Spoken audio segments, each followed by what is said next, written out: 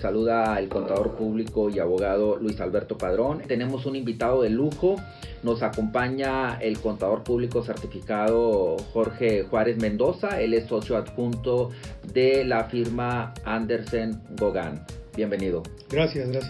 Y bueno, pues vamos a hablar el día de hoy de un tema bastante interesante y que requiere demasiado análisis. El reto es durante, pues esta media hora tratar de abordar de manera amplia este tema que trata de las decisiones de inversión y financiamiento ante el nuevo gobierno de México.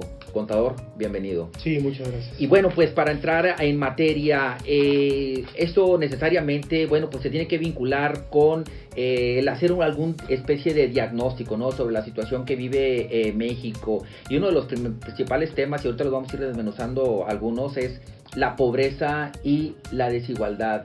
¿Qué hay en México respecto del mundo? ¿Cuál es la fotografía o radiografía? Sí, claro, mira, la tesis principal de este gobierno y todas sus decisiones hacia adelante se basan en que hay dos problemas principales: la falta de crecimiento y el otro, que es el más crítico, es la pobreza y la desigualdad. Lo que Gerardo Esquivel, que es su estratega del proyecto económico, su tesis es que en México los índices de pobreza y desigualdad han permanecido iguales a través de 25 años, a pesar de toda la inversión en programas sociales.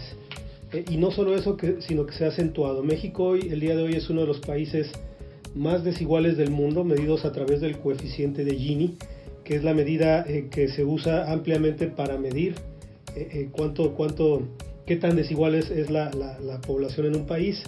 Un coeficiente que está cerca de 1 es totalmente desigual, quiere decir que una persona tiene todo el ingreso y los demás nada, y un coeficiente de 0 es que todos tienen el mismo ingreso.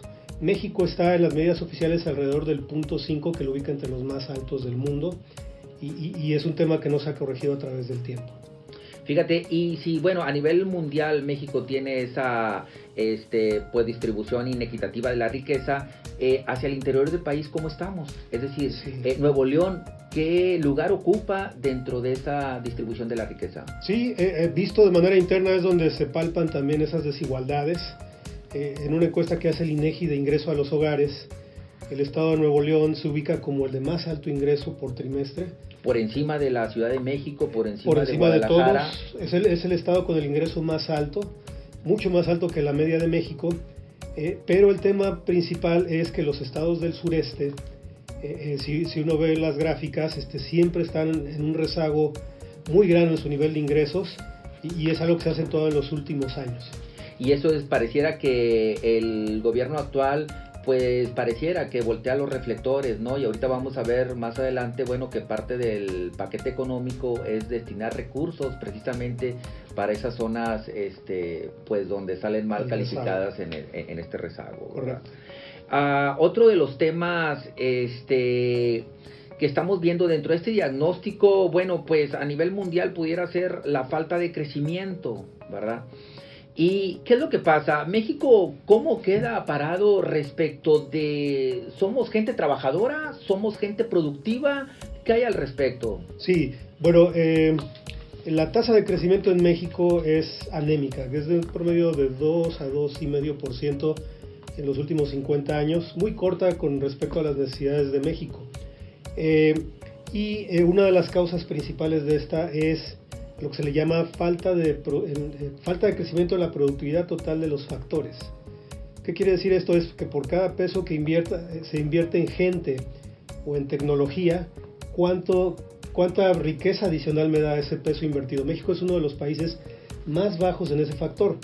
Se debe a dos cosas: la falta de inversión en tecnología y en ciencia, pero en la parte que mencionas, que es la de gente, hay un tema de rezago de salarios que se debe a la falta de entrenamiento del personal. Eso se refleja en que somos el país, medido entre los países de la OCDE, que más horas trabajamos en promedio, pero por otro lado somos los que menos productividad genera, o sea, menos riqueza generamos con ese trabajo. Ciertamente, por aquí estoy viendo una gráfica. En el caso de las horas trabajadas de México, prácticamente duplica las horas trabajadas contra un trabajador, por ejemplo, de Alemania. Correcto. Es decir, en temas de horas, hombre, no nos podemos quejar. pero en el tema de la productividad, ese alemán yo creo que es lo doble de productivo que un mexicano. Eso es posible porque en Alemania se hace inversión en robótica, en tecnología, entonces se requieren menos horas de una persona con toda esa tecnología que tiene para generar la riqueza que generan. Y en México, a la falta de inversión, pues todo es horas y horas de trabajo que no generan esa productividad.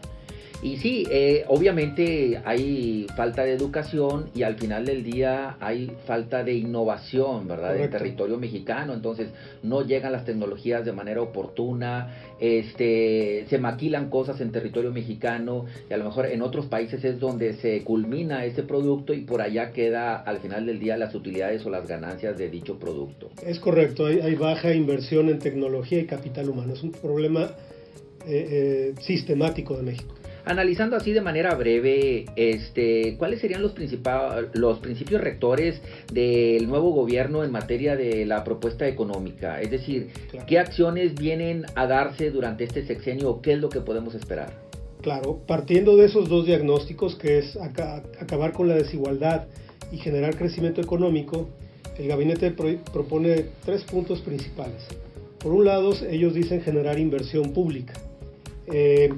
El otro tema que están proponiendo es, para acabar con los desequilibrios, atacar la zona del sureste mediante programas sociales, mediante inversiones, y el otro tema es los programas sociales que ayuden a acabar con ese tema de la pobreza.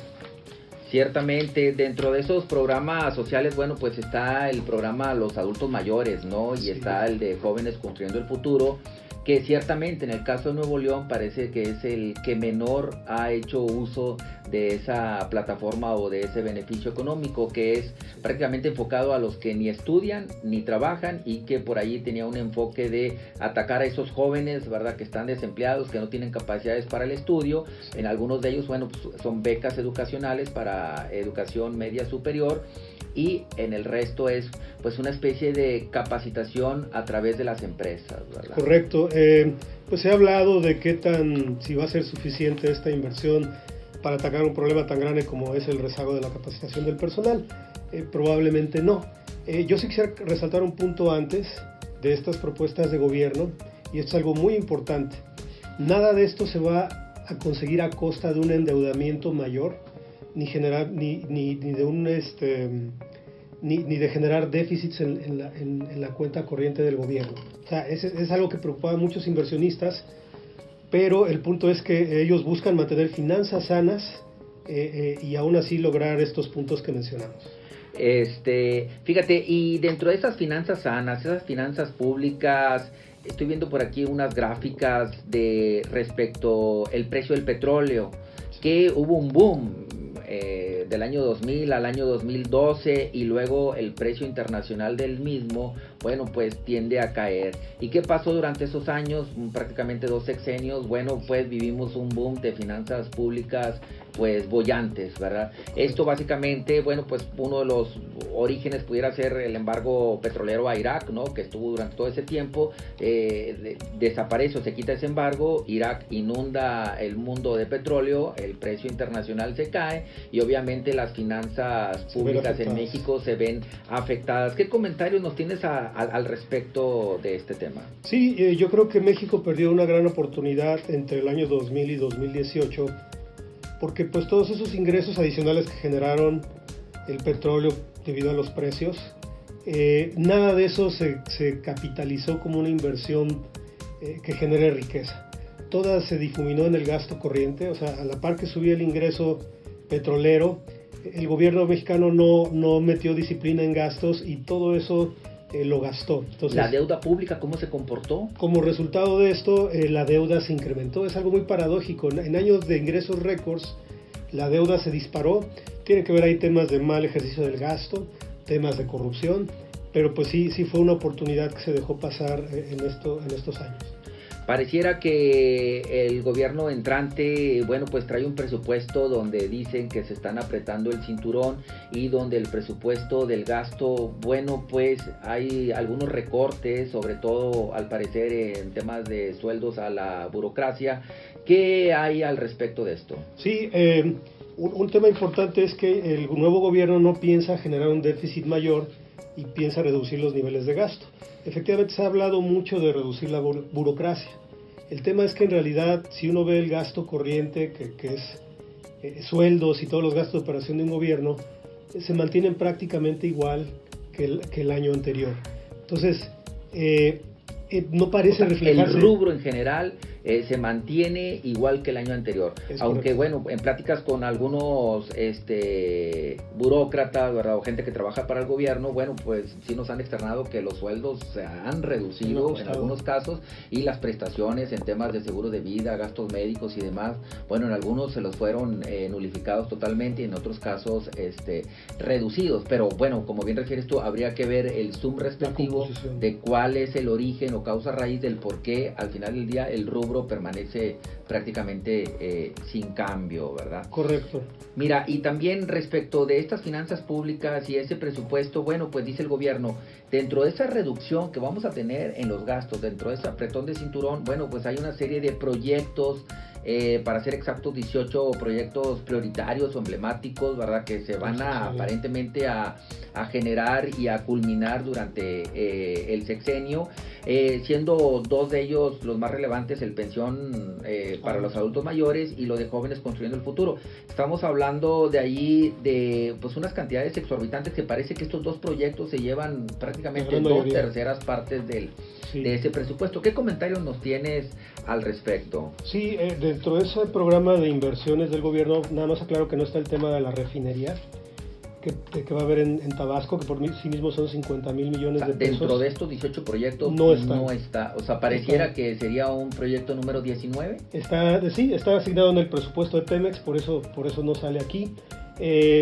Pero ciertamente el tema es que la gran mayoría de los recursos para estos proyectos prioritarios tienen una composición que se van mucho a los programas sociales y poco al diagnóstico que el mismo gobierno estaba determinando, que era la falta de inversión. Finalmente sigue habiendo un problema de falta de inversión que, como ya vimos, es un tema crítico para el crecimiento de México, y sobre todo pues habría que ver la efectividad que pueden tener estos programas en el objetivo que busca el gobierno, que es reducir los niveles de desigualdad y pobreza.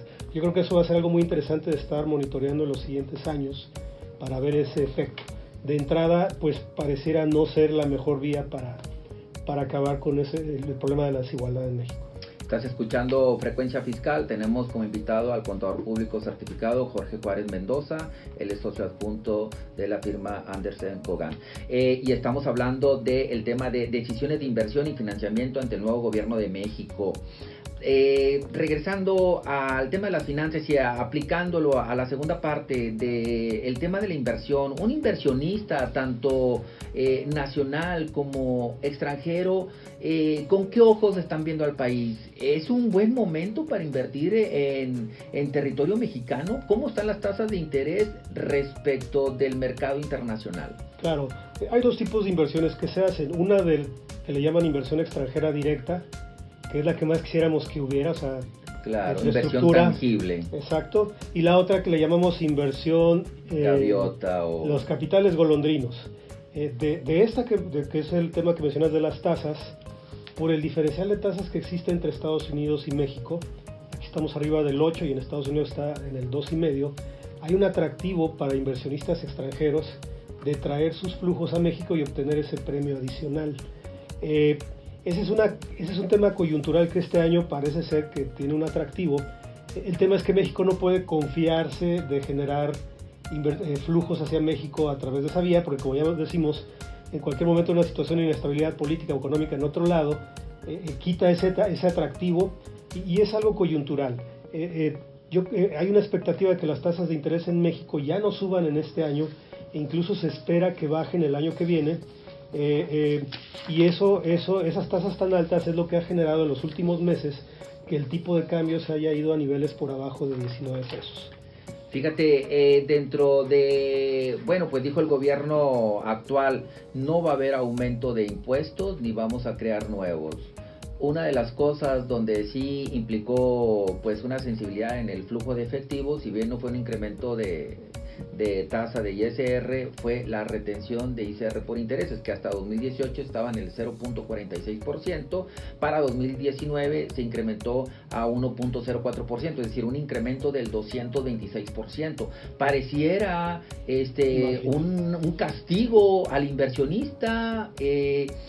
¿Cuál es la lectura de esto? ¿Cómo podemos interpretar esto? Yo creo que, como se ha dicho, ¿verdad? Lo que ha dicho el gobierno es que no se van a incrementar los impuestos hasta que no se demuestre que el gasto se aplique eficientemente. Ese es el compromiso.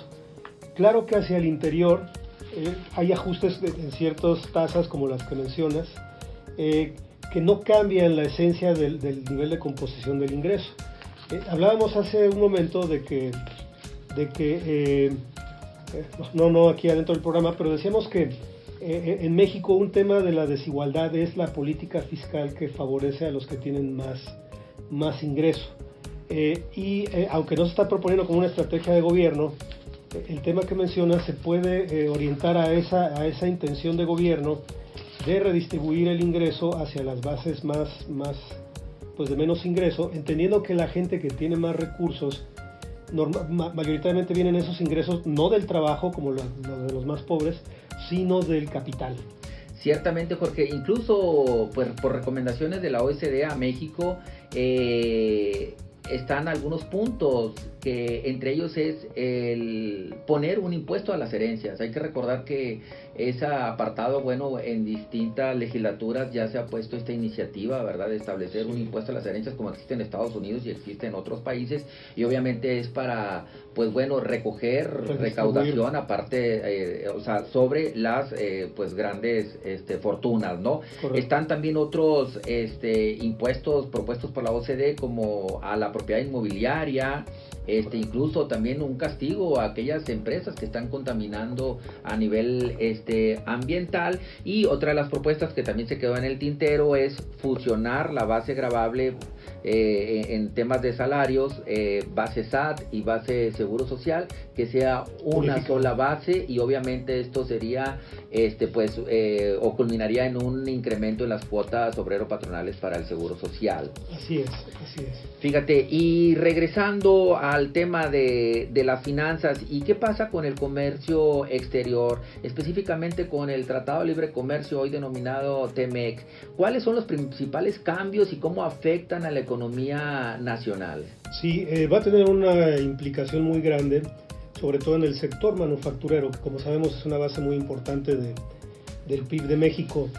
Y básicamente es porque hay dos apartados que están relacionados con los costos de las compañías en México. El primero es la integración, que es la composición de los insumos de un producto que vienen de la región de Norteamérica. Por ejemplo, en autos, bajo el Telecam vigente, este nivel de composición es de un 62%. Bajo el nuevo TEMEC va a subir un 75%. ¿Qué quiere decir esto? Que si un proveedor antes importaba insumos de China porque eran más baratos, ahora tendrá que verse obligados a comprarlos en la región TEMEC, aunque obviamente con un costo mayor. Y el otro tema muy importante es que México se comprometió en el caso de los autos, a que de todo un auto, 40% del costo de un auto sea producido por personas que tengan un salario de $16 la hora. Si pensamos que ahorita el salario promedio es de $2 o $3 la hora, pues se puede imaginar uno la implicación en los costos de las compañías y de toda la cadena productiva. Sí, sería una catástrofe, ¿no? Prácticamente perderían el incentivo toda la industria automotriz que está radicada en territorio nacional. Yo creo que el tema es, hablando de los temas... Ahora, pero esta es una condición para que el tratado continúe, ¿no? ¿Qué va a pasar al respecto si México no cede al respecto? Como que está diciendo Estados Unidos, oye, queremos pues que las reglas sean equitativas, ¿no? En ambos países, y que no me estés quitando empleos que yo pueda tener acá del lado americano y que se vaya la maquila hacia el lado mexicano. Sí, yo creo que de hecho México asumió estos compromisos no en este gobierno, sino del sexenio anterior. Y yo lo veo más bien como una oportunidad del tema que hablábamos de la falta de capacitación de la mano de obra, de ya no ser un país meramente maquilador y de realmente agregar valor a los productos. Ciertamente que es un reto muy grande para las empresas, pero yo diría que no hay vuelta atrás. Ya el único tema que falta con el tema es su ratificación, que yo creo que en el mediano plazo se va a dar, pero yo sí recomiendo que las empresas vayan anticipando ese futuro que se viene, que ya es pronto. Fíjate, Jorge, y algo que también va a impactar es, bueno, pues la nueva reforma en términos de la libertad de asociación, ¿no? Es decir, esta libertad de que los trabajadores se puedan adherir a uno o más sindicatos dentro de una misma empresa. Esto va a traer una nueva composición y una nueva lectura por los departamentos de recursos humanos. Próximamente abordaremos a detalle este impacto, pero sí las empresas ya deben de estar sensibles a este cambio que precisamente va a venir a impactar. Que debo decir que en general no se están anticipando. Hay una sensación de incertidumbre, pero también de parálisis, y es muy importante que las empresas empiecen ya a tomar cartas en el asunto desde ahora. Sí, esto ya es un tema que urge y próximamente estaremos abordando aquí en Frecuencia Fiscal. En temas de anticorrupción, por ahí hay un certificado anticorrupción. ¿Qué nos puede decir al respecto de esa posibilidad de exigirle a las empresas que vayan a licitar o que presten servicios y bienes al gobierno federal, el exigir ese certificado anticorrupción? Sí, es una norma que ya existe a nivel internacional. En algunos países de América Latina se usa ya. En México este gobierno ha dado intenciones. No hay nada en concreto aún, pero lo que se espera en el mediano largo plazo es que un proveedor que le quiera vender al gobierno, pensando en este tema de que la corrupción es una bandera principal en el gobierno, pues pudiera pedírsele que tengan esta certificación o se les dé un plazo para obtenerla. Como menciono, es algo que todavía no hay más elementos, solo está ahí como una idea, como un pensamiento del gobierno actual. Obviamente en todo este teje-maneje, bueno, pues hay ganadores y perdedores, hay segmentos beneficiados y segmentos perjudicados.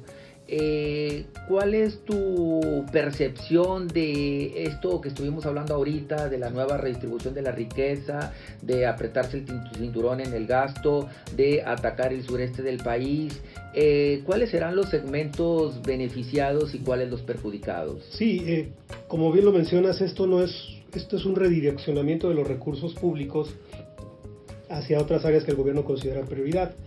Los sectores económicos que estén enfocados a la gente con menor ingreso son los que se van a ver más beneficiados, porque obviamente todos esos recursos de adultos mayores y de jóvenes para el futuro, pues es un efectivo que se va a ir. O sea, la gente va a tener más poder adquisitivo, obviamente lo va a consumir en alimentos, en algo de educación, a lo mejor correcto, en menos en el rubro de salud, pero principalmente vestido, las cosas de primera necesidad, las que la gente de menores recursos pues son en las que los usa directamente. Habrá sectores perjudicados, lo importante es que cada empresa se ubique en el espectro y que reajuste su estrategia para participar en esos beneficios. Al empresario o inversionista que nos está escuchando aquí en la radio, ¿cuáles son los factores de riesgo que tienen que tener presentes? Claro, pues hay una serie de indicadores, todos son del tipo económico, crecimiento de PIB, tasa de interés, pero yo creo que sobre todo son los factores cualitativos, que eso sí son más bien de interpretación de cada quien. El más importante yo creo que es ir leyendo si el presidente Andrés Manuel López Obrador le sigue dando preeminencia a su gabinete económico como ha sido hasta ahora. Eso es algo bueno porque pues habla de mesura y de control en las finanzas. Si él empieza a dar prioridad a los sectores políticos, ese sería un factor de preocupación. Yo creo que es el principal que hay que estar monitoreando en todo este sexenio.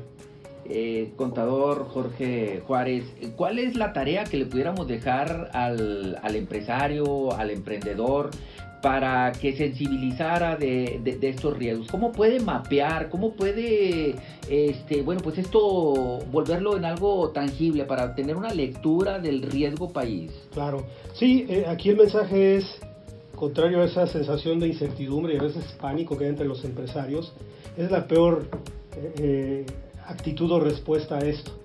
Hay que hacer un análisis de la situación y en base a ella tomar medidas para ubicarse en las oportunidades y amenazas.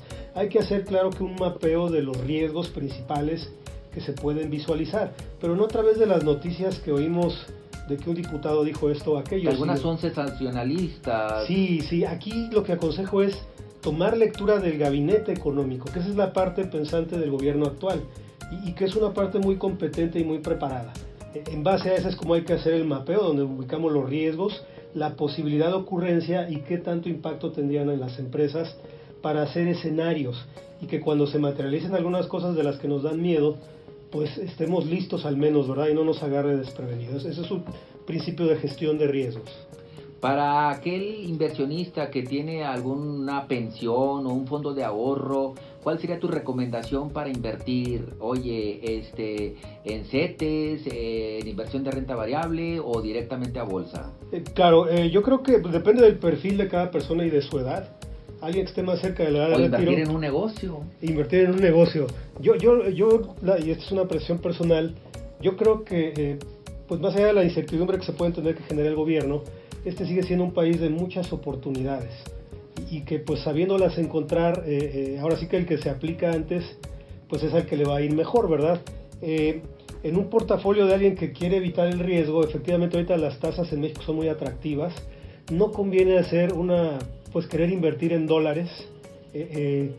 Habría que invertir en dólares pero con una estrategia de cobertura y mayoritariamente invertir en pesos por ese diferencial tan atractivo que hay de tasas. Obviamente siempre leyendo la situación de la economía y de los factores externos, pero al menos yo diría que el día de hoy lo más conveniente es hacer la inversión en pesos y un poco en dólares como una estrategia de cobertura. Ya por último, para aquellos que están intentando solicitar un préstamo, bueno, pues hay préstamos a tasa variable o tasa fija. ¿Cuál es tu recomendación al respecto? Yo creo que ahorita amarrarse un préstamo de tasa fija pudiera no ser la mejor estrategia, sobre todo por la expectativa de que bajen las tasas. Probablemente una tasa variable ahorita sería lo más recomendable, y si uno quiere tener cierta protección, pues contratar una cobertura. Pero pues sí, se espera que las tasas bajen y eso pues hace pensar que ahorita no hay que amarrarse. Bueno, pues se nos termina el programa. Le damos las gracias al contador público Jorge Juárez Mendoza. Gracias. Una plática pues demasiado profunda, o al menos por ser viernes, que requiere análisis. Ustedes pueden, estimados radioescucha, escuchar retransmisiones de este programa en YouTube y también en nuestro apartado de Facebook. Bueno, pues se despide su contador y amigo Luis Alberto Padrón